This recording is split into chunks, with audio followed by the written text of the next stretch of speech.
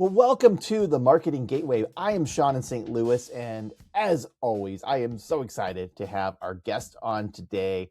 And this is a guy I got to sit with and be on a panel with last spring at our American Marketing Association St. Louis conference, where we were on an AI panel talking about AI. And I'm kind of the wet blanket on AI. I'll be honest. I think it's cool. I think it's neat technology, but I have some reservations about it. And Tom is an AI enthusiast, but you know what? You're going to hear he is really, really smart and careful about how he uses it. He doesn't want to delegate his thinking and his understanding and his knowledge and curiosity to AI. He wants to use it as a tool to help him and his students and his clients and everybody else he works with to be better at being marketers. And I love that. That's part of why this is such a great discussion. So Tom Harness is a digital marketing educator, consultant, entrepreneur. He's based in the Carbondale area, and he is an assistant lecturer in the College of Business and Analytics at Southern Illinois University Carbondale. And he gets to teach digital marketing and branding and emerging marketing technologies. And guess what? He's also a business owner. He owns Harness Digital Marketing, and he gets to work with all kinds of different clients. And he's also a veteran of the U.S. Army Signal Corps, and he's going to talk about that in this interview too. So buckle up. You're going to enjoy this one. Here we go. Well, welcome to the Marketing Gateway. I'm Sean in St. Louis, and I've got with me a guy who last year I had the privilege of being on a panel with at the AMA conference here in St. Louis. This is Tom Harness. And Tom, we got a chance to talk about AI last year in front of a whole big audience, didn't we? Yeah, it was a great opportunity. It was a lot of fun, and especially when it was in my back door here in Southern Illinois. And I noticed you're wearing a 618 hat, which is, of course, the area code of Southern Illinois, which is where I live too. So represent. Represent. I had to wear the hat. This is kind of like my staple hat, being in marketing and branding. So you got to practice what you preach, right? And, it's always interesting to ask people what they consider Southern Illinois, because I live in the Belleville, Swansea area, and that's like the very tip of like the northern part of Southern Illinois. But where do you consider the dividing line to be? So I am originally from South Dakota. So I moved here when I got out of the military in 96. And so when I came here, if I would consider Southern Illinois, would be Route 13 down. But I would say probably Effingham is pretty much what everybody considers all the way down to be Southern Illinois. And, I've gone up to Chicago, and they pretty much think it's anywhere south of I-80, right? So Right. For those that don't know Illinois, that's pretty much across the northern 2/3 of the state there. So. Well, Sean, anytime you say you're from Illinois, everybody says Chicago. So there Very you go. True. Very true. Well, let's start off with that question I like to ask every guest, and that is to tell me something surprising that I don't know. So anything you'd like to share, go for it. So I am a big fan of just kind of like history. And so one of the things that I found interesting is that one year, and your audience might find this interesting, one year, my daughter, she bought me Ancestry DNA for Christmas. And little did I know, and I'll give you the abridged version, found out that my dad that raised me wasn't my dad, but found out my father and had the opportunity to go actually meet him. And he was mixed. So I had this whole other culture about me that I didn't know about. And then the more that I read into that, the more that I found out that not being raised around this other family of mine, they were doctors, they were educators, and they were entrepreneurs.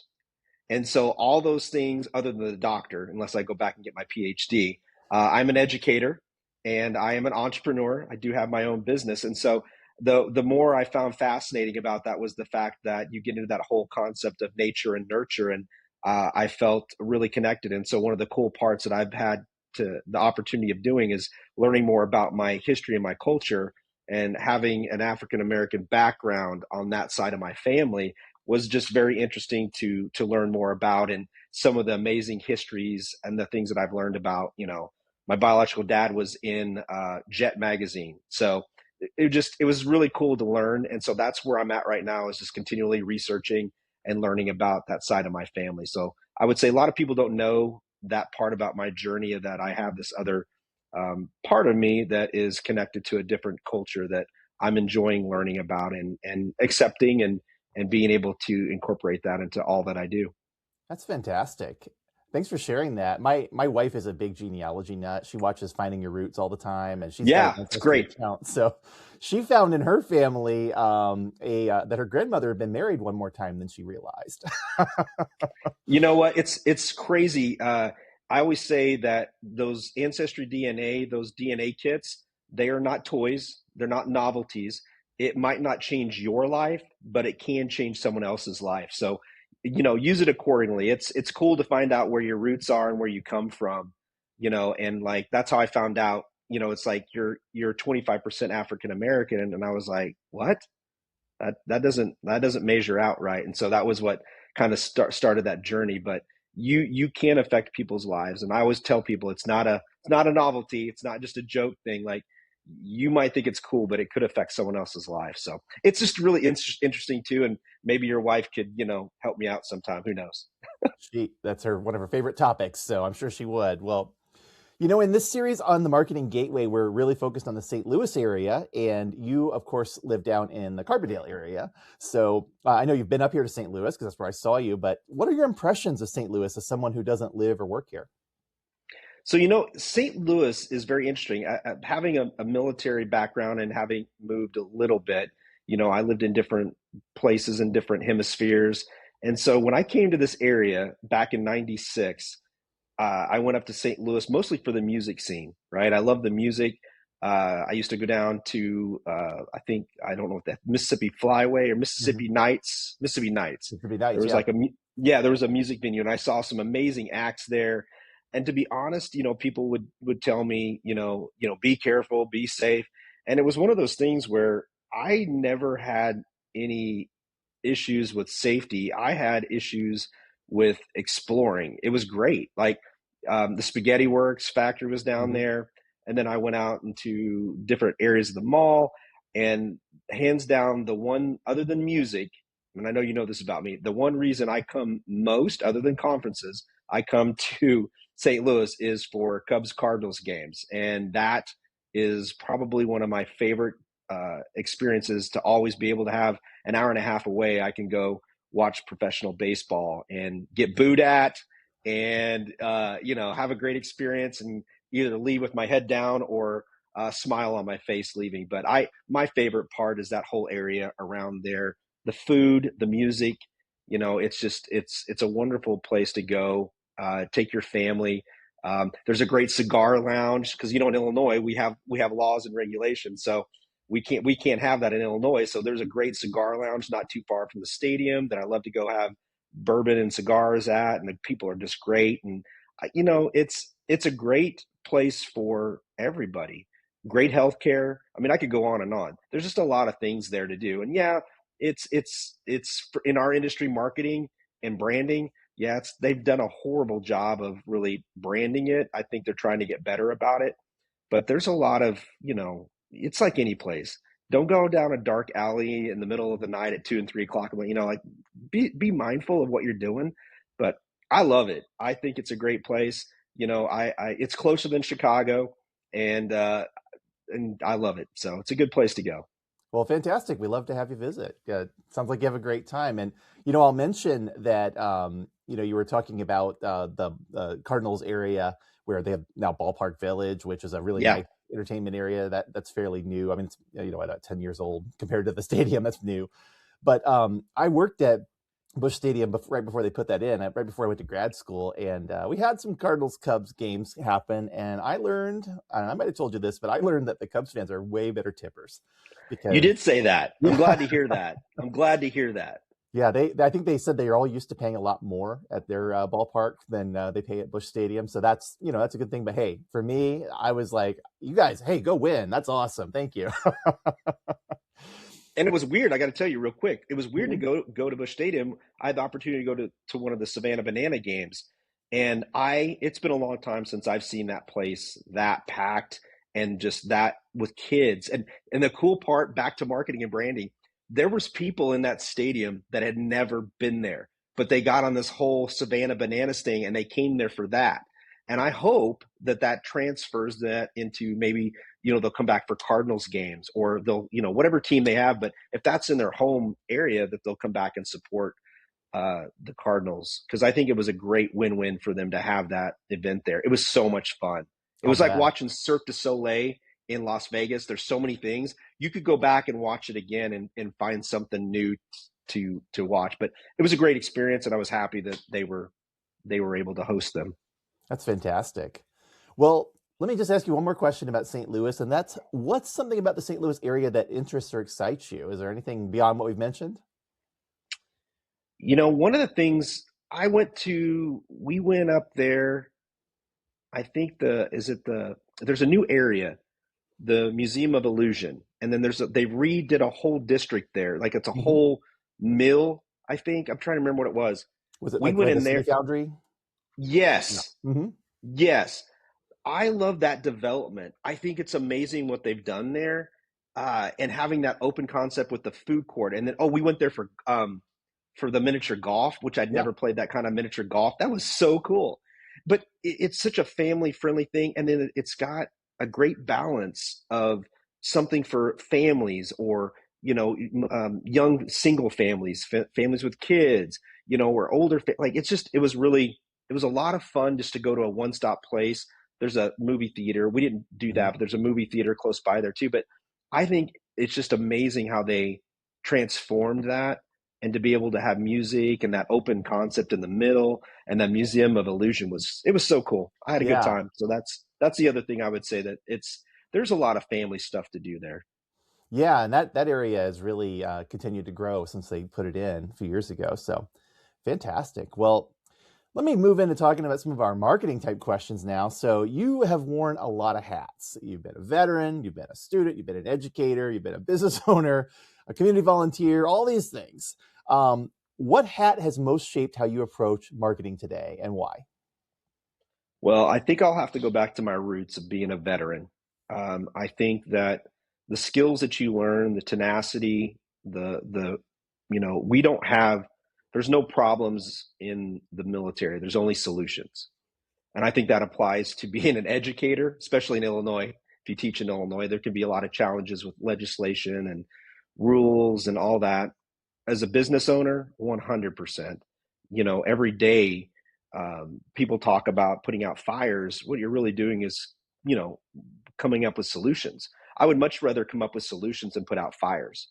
So I think, when I go back and really reflect on all those hats, the veteran one is the one that I always default to. I always go back to that. I got to be tough. I got to be resilient. I got to be adaptable. Adapt and overcome. And I have to be able to know that I can get dropped in any situation, and I can get my way out of it. And it might not look pretty, and I might need to ask for help, and I might need to have my team and my other veterans by my side, but there's a way to get out of it. And I think that's helped me as a business owner. It's helped me as an educator, and it's helped me definitely, just as a community leader, to work with other veteran nonprofits in this area. And I mean, in the Metro East where I live, it's a military community because we have Scott Air Force Base, and there are so many veterans that own businesses around here, or who, like, I volunteer with a lot of them in the Scouts. And you're absolutely right. That focus on how do we solve the problem and how do we work together to see a resolution is so refreshing compared to other avenues of life where we don't have the same military experience. So I really do enjoy and appreciate that. It's the same thing that when we come out of Sean, that Mhm. it's not valued as much. So we have to adapt and change that. And so I think that's what makes it hard for civilian life for a lot of veterans, is because that's how we operate and everybody does. And that's just not how it works in the civilian sector. And you want it to, and you try to force it. And so we come off as being a little bit more rigid or grumpy or, forceful. And that's just kind of the way we are in the military. We just, we do have our own language, and we have our own way of doing stuff, and we don't get easily offended. We just get the job done, right? And so transferring that same concept to the civilian life is hard, and it is hard for a lot of them to like tone it down a notch. And it's, you get that instant kind of gratification of knowing you outrank someone, so they have to do what you do. You don't get that in the civilian sector.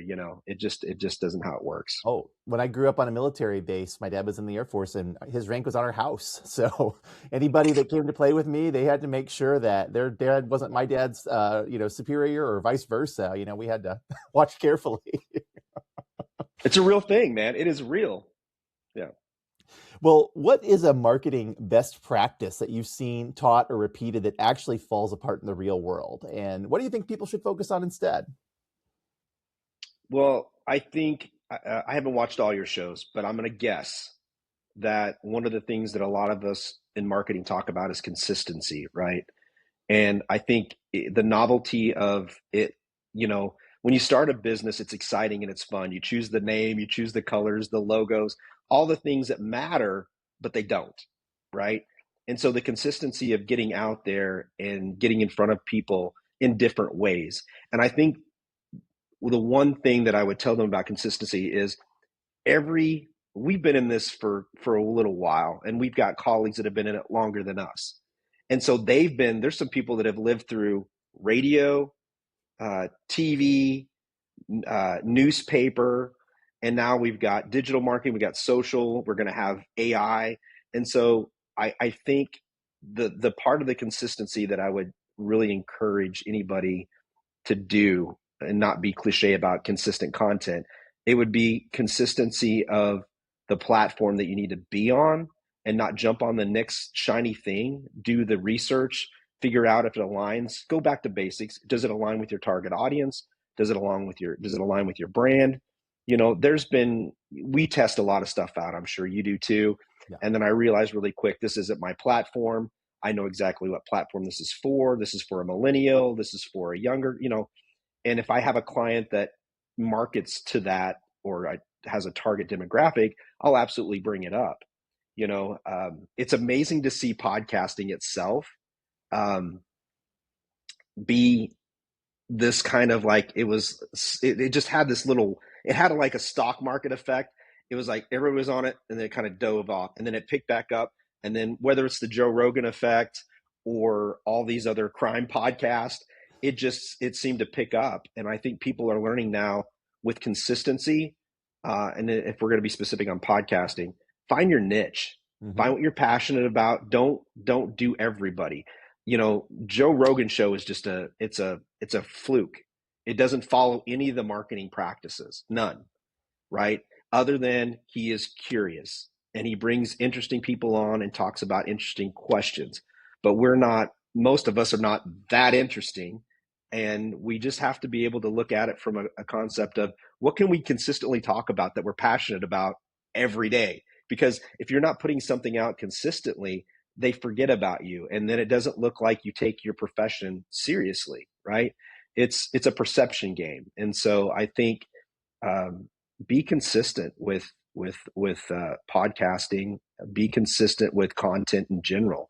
And if you're not getting the results you want, pivot, figure it out, download the data, stick it in ChatGPT, what's going on, or just analyze the data. But consistency in a different way. We got to stop looking at it from consistency of posting content, but we got to look at it from consistency of what's the relevance and how can we be passionate all the time about it and not just go through the motions and put, this is, I like this and the same questions, or if you don't use those questions as a guide to elaborate on, then what are you doing? What's the point, right?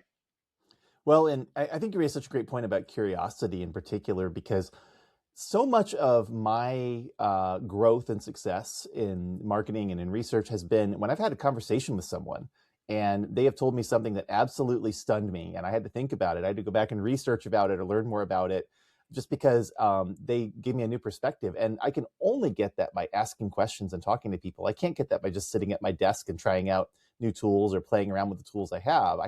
But if they tell me about a tool that can do something, they tell me they're using ChatGPT in a really interesting way, or they tell me they're doing something on Perplexity. I've been hearing a lot about it recently. Right.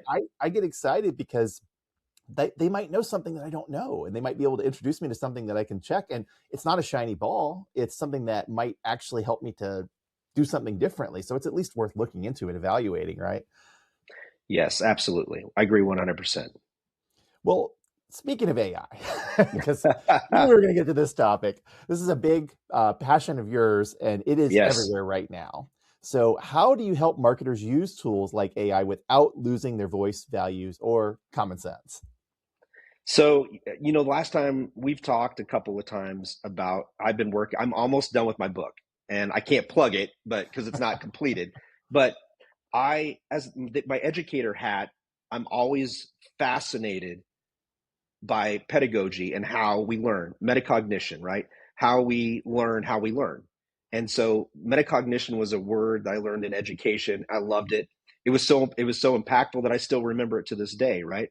But there was a philosophy of education and how we learn that really changed my way of thinking and teaching and applying it to business, and that was Bloom's taxonomy. And Bloom's taxonomy, for those of you that are not familiar, it is how we learn and the process of what we should achieve to learn at. And so there's different levels. At the very top, there's evaluation, as I try to get evaluation, synthesis, analysis, comprehension, and knowledge. And so most of our education system, even university, is not always, but most, but definitely K-12 is down here. It's comprehension and knowledge, Mhm. memorization. A train left at this time, and this is the speed, and figure out the average speed. And so it's there.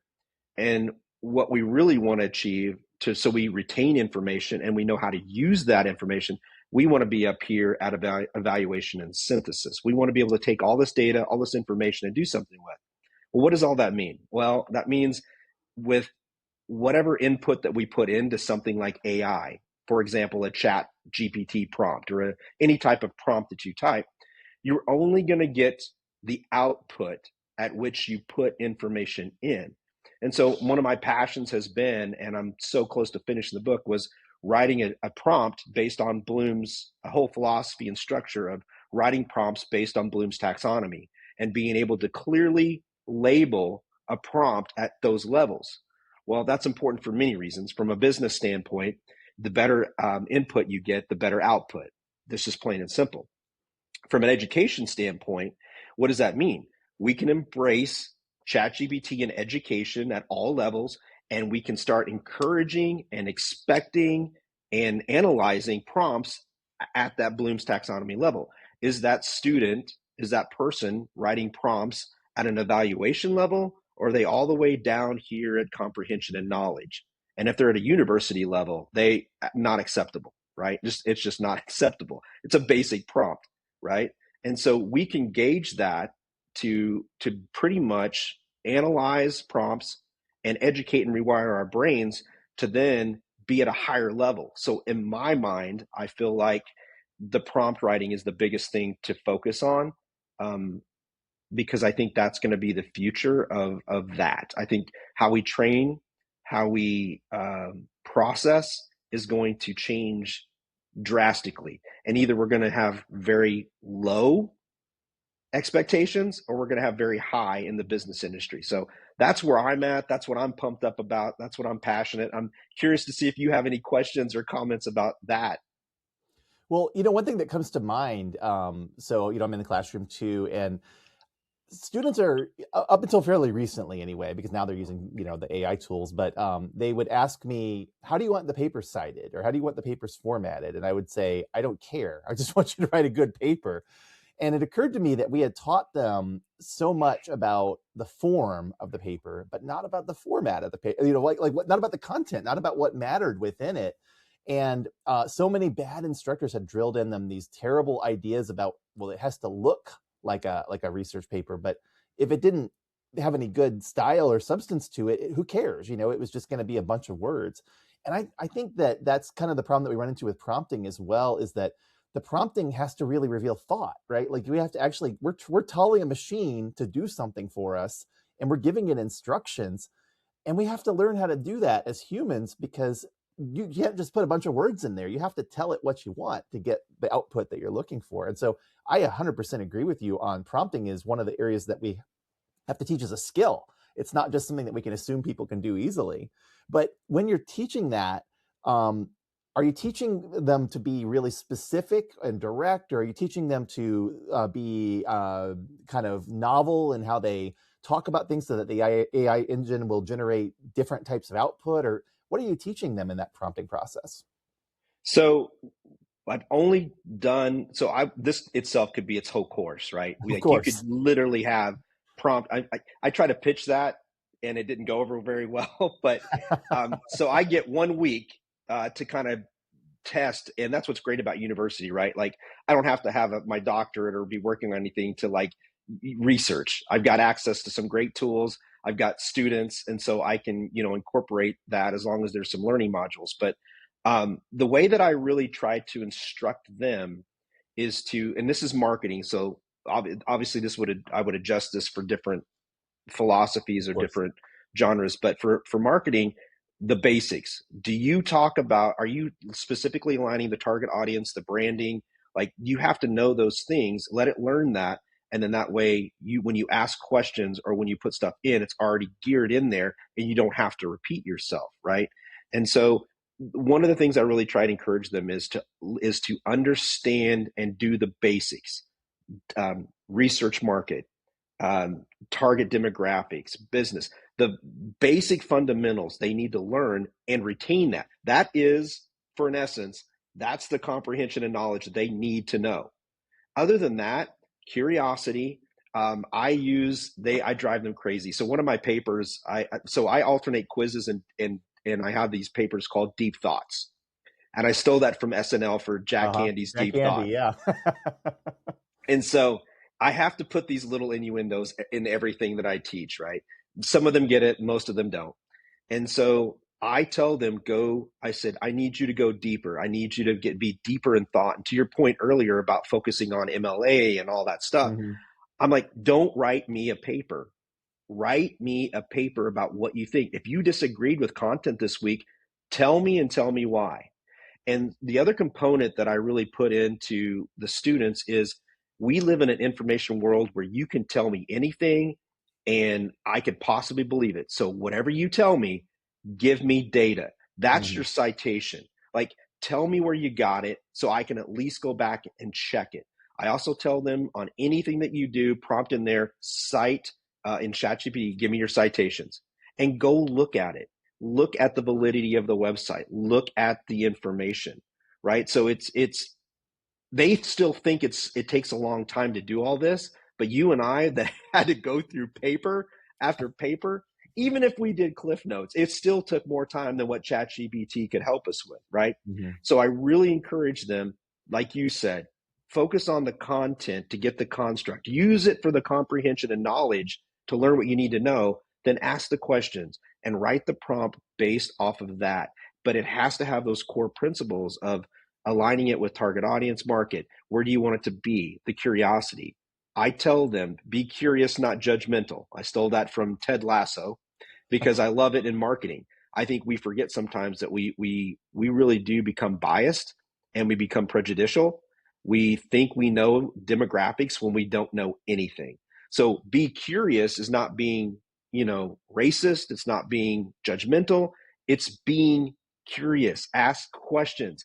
Does your demographic like this? Does your culture like this? Instead of telling them, oh, I guess every culture likes combs. Well, I don't. So there you go.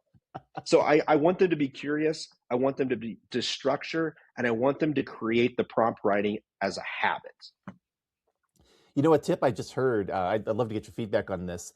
Somebody was talking about how when they're using an AI engine as like a scaffolding to kind of get them to help with a proposal or a report or something like that they start by telling, like, ChatGPT, for example, I'm going to write a proposal for this.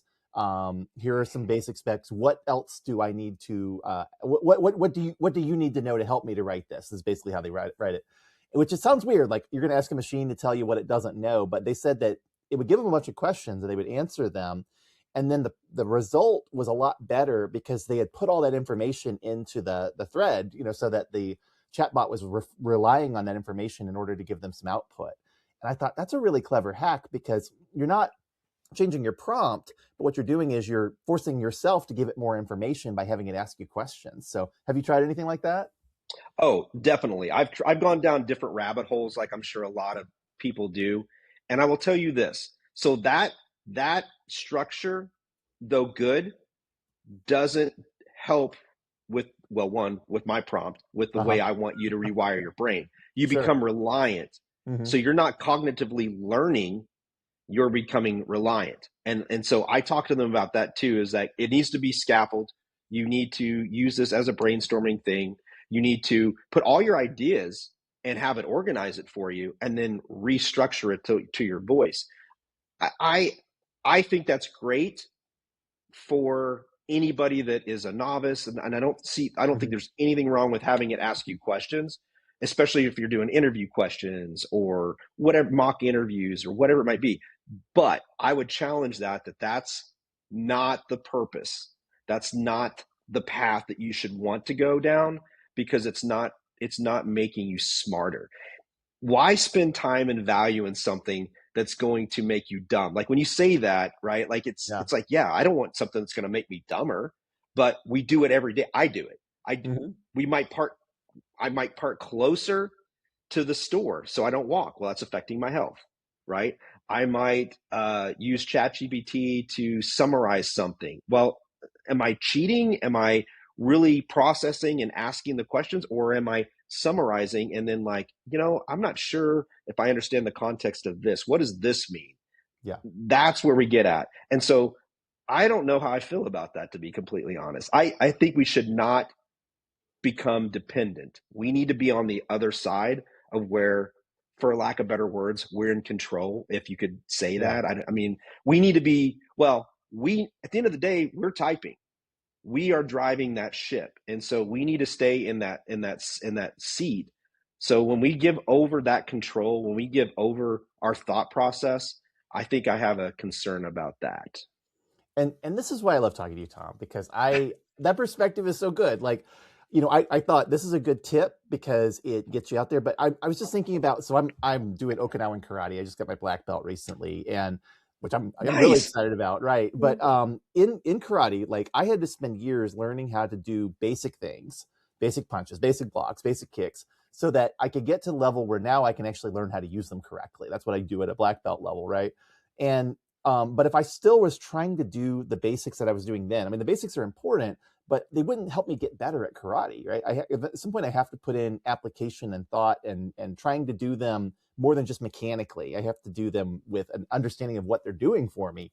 And I think what you're articulating there is the same kind of thing. We don't want to delegate our thought and our application to the machine so that it's just answering our questions and giving us questions to answer, and it's just a back and forth with no real thought. We want to learn so that when we give it instructions, we can be the masters. We can be the ones that are saying, I need you to do this for me, and you're a tool to help me, so help me. And the way you put it, I thought was really great. So Well, even more simple, Mhm. we're toddlers in this right now. Yeah. We're toddlers asking, right? We're toddlers asking it to do things for us. Like our parents, can you get me a drink? Can you change? I went to I got changed my diaper. When we can start speaking, we're at that level. But what's the goal? Is to educate and train so they can independently take care of themselves.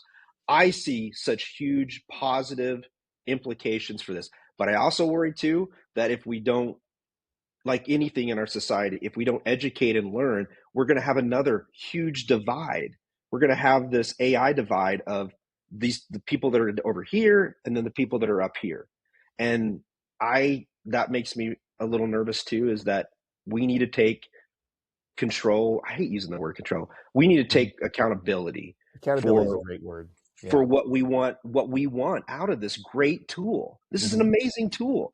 We don't have to walk or ask our parents to go to the library, go through the Dewey Decimal System to find a couple of books, walk and pick them up, sit down, write, go put the books back, and then go home and then come back another day. Like, we don't have to do that. We have access to unlimited information. What are we going to do with that? Right? Anything we want. I love it. That's fantastic. Well, let me go back to talking about veterans for a moment and community organizations that you've worked with. So, what did working with these veterans and community organizations teach you about trust and storytelling that most marketers overlook? Because I know these are another passionate topic of yours, storytelling. Yeah. I never really valued in branding the concept of storytelling, until I started teaching and reflecting on some of the, like, Nike does some great storytelling, right? There's great storytelling. Budweiser, great storytelling. When you go back to the 80s, specifically commercials, um, some great simplistic storytelling. And I think when you can capture that moment, it lives forever. Like, there's nobody that's our age, Gen X, that doesn't know Spuds McKenzie, Where's the Beef, commercials, cereal commercials. They It's unique because they tapped into very short storytelling that connected with a generation that you just don't see. I don't hear a lot of other generations, millennial and so forth, really talk about commercials. It didn't have as big impact on them as it did with that specific genre. But when you get into long form storytelling, if you want a master class, you sit down and have a conversation with a World War II veteran. You sit down and have a conversation with a Korean vet, Vietnam vet. I'm going to tell you something. It's amazing what they focus on. I had the opportunity to. We had Mayor Butler, who was one of the longest running mayors in Marion, I think, in the country at one time, and he was a Korean War vet. And I was going to be his companion, his guardian, on honor flight, the very first honor flight. Unfortunately, he wasn't able to go, his health reasons. But we sat down and had a talk, and this man, he's told me this story that I felt I was there. I was underneath, a Jeep, and there's, debris going everywhere. The smell, what he was feeling. Like, he was so descriptive in a way that I was just taken back. And yeah, I am a veteran. I didn't see combat. I was in Saudi Arabia after the fact on a rotation.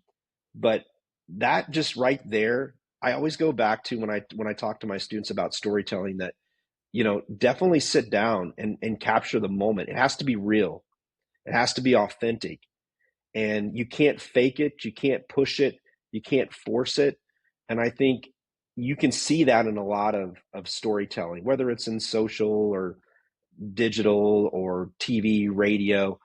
I go back to the principles that if you can't tell your story, you know, to get a really good connection, I guess a real feeling for it in, like, 60 seconds, what's the purpose of having a 5-10 minute commercial, Yeah. right? If you can't do that at the very beginning and really connect with the audience. And the other thing with storytelling is know your audience, right? Veteran to veteran, that's great. Not everybody's going to truly connect with that story in a way that a veteran will. Mothers, when moms are talking about other moms, I can sympathize, I can get it, but I love the fact that from a veteran perspective, you can take their experience, and some of these people remember the most minute detail that seems trivial to us, but when you break it down, it's like, why was that such an important thing for them to remember? And I do think that it's undervalued. I think it's something that takes time. It's a thought process. Those, you really need to go through it. It just can't tell me a story, let's record it, boom, we're done, right? And you're gonna go viral with your story because everybody's gonna connect with it and everybody's gonna like it. The other thing with storytelling, and I know you know this too, angles, Hmm. sound, music, colors, like all of that is so important into storytelling. So, I love it. I'm not as creative to do that at that level, but I appreciate some of the marketing teams that you guys have in St. Louis. Phenomenal. Some of the storytelling that they do, funny, serious, all of it. Like, it doesn't have to be, storytelling is not just serious. Comical. It's just, I love it. I think there's a lot of, I wish that more businesses would buy into storytelling than just posting and just, ads. If I have to see another uh, car commercial that's the exact same, I'm going to die. Like, this is 2026. can we not change car commercials now? Can we not be a little bit more creative? Other than that format has been around for, I mean, almost 100 years, it feels like, back to Ford, the original Ford. I've seen so many cars driving around mountain passways, and it's just I don't even think about it anymore. It's just so common. Well, one of the things when I think about storytelling that I always like to mention is I when I was in college, I took a class on comic books as literature, and that sounds like a blow off class. It was No, it sounds amazing. it was amazing. It actually that's why I went into the comic book industry for a little while afterwards, was because I learned so much. And my instructor put the first Peanuts comic in front of us. And the first Peanuts comic is there's these two kids sitting on a sidewalk, and this little bald guy walks by. It's Charlie Brown, and they're going, "Oh, there goes Charlie Brown, good old Charlie Brown. There's good old Charlie Brown." And then the last panel is the little boy turning to little girl and going, "How I hate him," as soon as he's out of the panel. And it's such a masterpiece of storytelling, because you don't know what it's setting up. It's not really a joke, because it's a mean thing that this kid is saying. And Charlie Brown, poor guy, he's just a little kid walking by. You don't know anything about him at this point. But the story that's being told there is so dramatic and interesting. And I've long said, if you can tell a story in 4 panels, you could tell a story quickly. And you can tell one panel story. Look at The Far Side. There was another comic that was really good at that. So storytelling requires understanding how the audience responds more than anything. And my kids are really into internet memes. I personally find memes about as exciting as bumper stickers, but they love them. Those tell stories too. And I think that there's still a lot of opportunity to look at how do we distill things down into something people really understand and can grapple onto. It's still there. We just have to be creative to find it. I agree. And I'm not a huge fan of the memes either. I have one favorite one, and it's Sad Keanu when Oh he's yeah. sitting on the bench. That's my that's my go-to. I like Sad Keanu. That's my favorite one. Our favorite one is the one with the cat with the broccoli in front of him and the angry housewife yelling at him, only because we have a white cat that looks just like him. So. I love it. Well, if you had to strip marketing down to just 3 priorities for small business or entrepreneur in the Midwest, what would they be? And what would you recommend that people stop doing immediately to make room for those priorities? So I think this is going to come from more of my working with businesses side hat, my business hat. Start. Small business owners, if you're watching, or marketers, if you're working with small business owners, you really need to, it's more than just encouragement. I think at this point, it's not even tough love. In the military, you just do it, right? You need to start. And so I've had this conversation many times, and I'd love your feedback on this too. But one of the things I would say is you got to start, and it's okay. It's not perfect, right? If you have to use content that when you put it out looks like ChatGPT, if your images are not specifically branded for your business, I want you to start. And I want you to start with the goal of building that. Because if you are waiting for the perfect logo and the website and all that stuff, there's no such thing as a perfect website. Everybody that's a little dirty secret, everybody in marketing that gets a client from another person that we all know and love or hate, always wants their website redone. And it's another $10,000, $15,000 every time. So just find a website, get good content, and stick with it. But you got to start. So that's the first thing, is start. And I want you to start with content that might not be perfect, with the goal of adapting and growing. Because any of us, even those that have marketing agencies, they'll go back and look at their content and be like, I can't believe we put that out. I cannot believe that we put that out. And that's just because of growth. So continually grow. The second one is, and this really isn't a lot with marketing aspect as it is kind of, but it isn't. Work on your business. I've learned that you need to take time to not react. You need to take time to have some foresight and work on your business.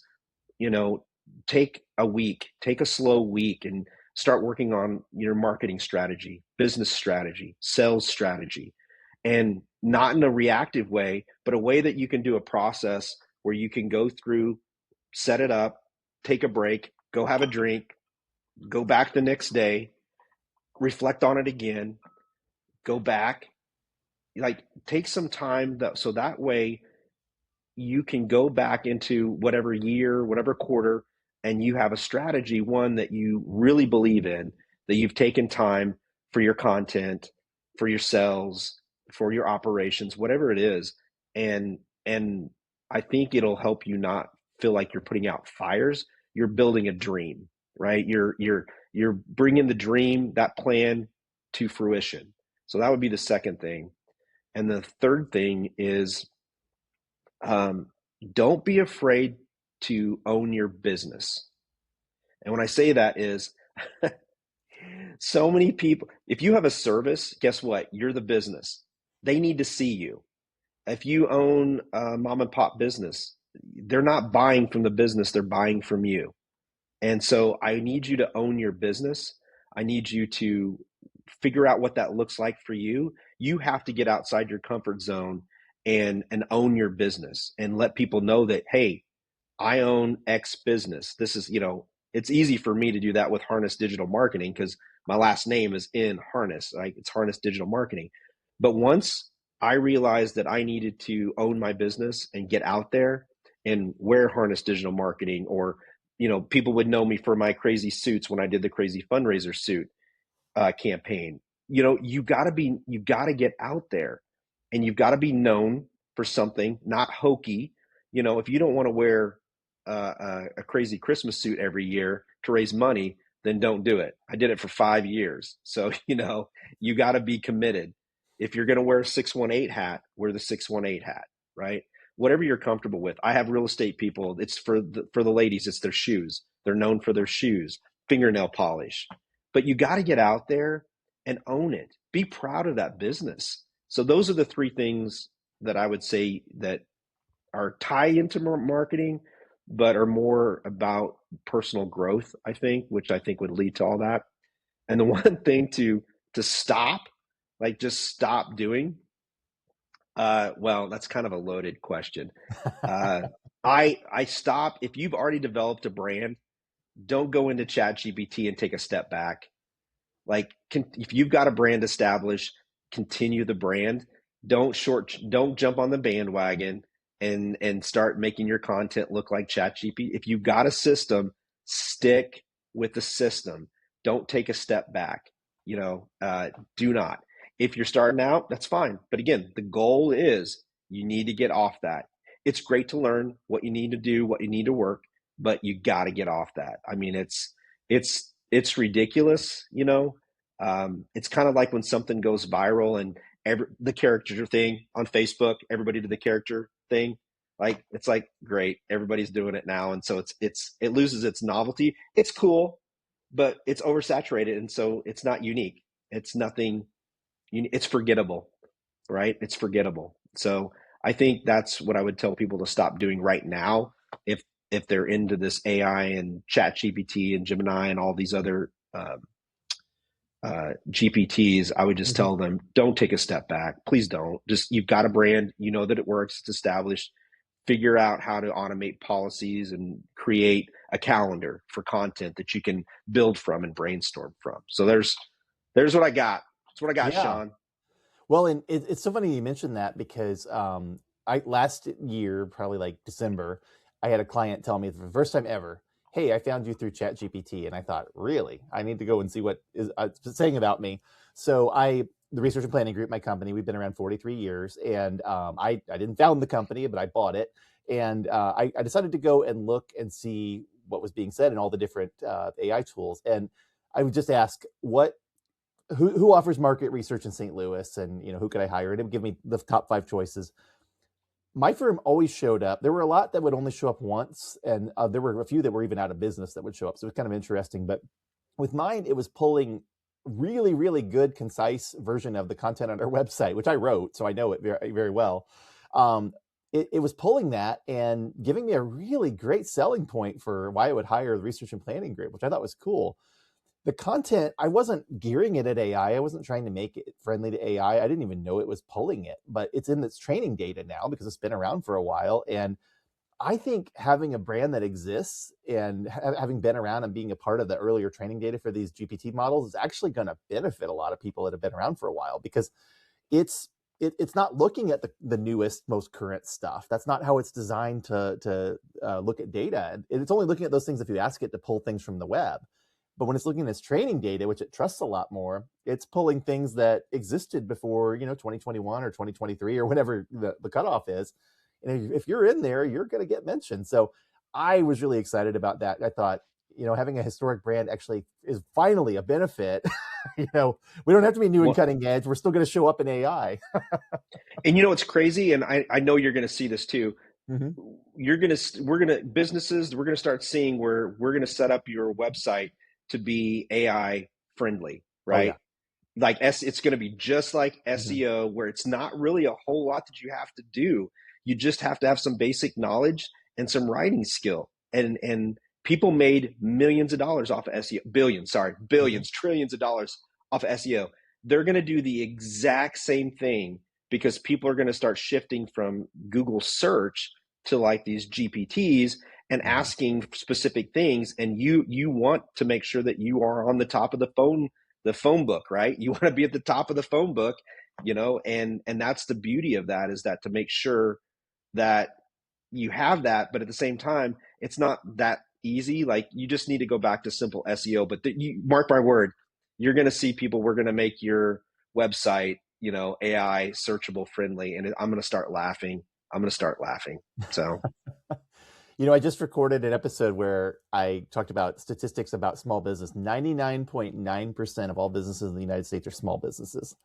And if you were to divide all the large businesses up state by state, there'd be about 400 per state. So large businesses there's not that many, and small businesses, there's a ton of us. So we all have an opportunity to tell our story and to find ways to use these tools in creative ways. And, I just like to remind people, if you're a small business, you're not alone, not by a long shot. No, not at all. Well, it's been so great talking with you, Tom. I always appreciate it. And it was one of those things where I always learn something when I talk from you, and I hope vice versa too, but I hope our audience has learned a lot absolutely. as well. And, one thing I always want to do at the end of our show is to just ask if there's anything you'd like to plug. So here's your chance. We're marketers. We plug things. So you can plug anything you want. Go for it. Well, I just want to plug, one day I want to come back and plug my book for sure. We'll have you on that for sure. I definitely want to plug my book, but I think, today it's really about, if you have a local veterans organization, or it doesn't have to be, I'm a part of Operation Honor Guard, Honor Wreaths for Veterans. I've been a part of Honor Flight. We have Vets for Pets that's just started locally here in our region. There's a lot of different veterans organizations in your communities, and I just my ask would be to just donate a couple of bucks, $10, $5. If they have a drive and they're doing a coat drive or food collection for a food pantry for veterans, I just ask that you donate to a local veterans charity, and know that you are not only helping an amazing person that has allowed you to have all these wonderful marketing freedoms that we do not have. I've presented in Ukraine on a project with the Department of Defense. I don't know how I got that, but back in the day, and I'm going to tell you, we get to do so much more than they get to do in Ukraine, and especially now. So our veterans should be appreciated, and so if you can go and donate time or money, I'd appreciate that. Fantastic. And some of the organizations you name, we'll put in the show notes as well, along with your contact information, because I'm sure people will want to reach out to you. But I want to thank you again for being on Marketing Gateway. It is such a pleasure. And I look forward. Next time you're in St. Louis, we'll have to get together. And absolutely. I don't do cigars, but I'll be happy to accompany you while you do one. All good. We can go someplace, and you can take me someplace I've never been. So there you go. Awesome. Thanks so much, Tom. Man, I am just always so impressed after these interviews with the folks I get to hear from and the incredible things they have to share. And it just makes me so glad to be part of the marketing community we have here in the Midwest and in the St. Louis area. And I hope you're enjoying it too. So I want to thank Tom once again for being on the show. So many thought-provoking ideas and great food for thought in many of the things he shared there. And quite honestly, I'm looking forward to having him back on to plug his book when he's ready for it. So in the meantime, you can check out his bio and all of the organizations he mentioned in the show notes. And if you know anybody that would love to be on this show, we would love to have them. If you are a marketer in the Midwest, and particularly in St. Louis, let me know. We'd love to have you on because we are trying to build this community of marketing mentors. And Tom is a great marketing mentor. We're going to have so many more to come in the next few weeks. So thank you for listening. This has been the Marketing Gateway. I'm Sean in St. Louis. See you next time.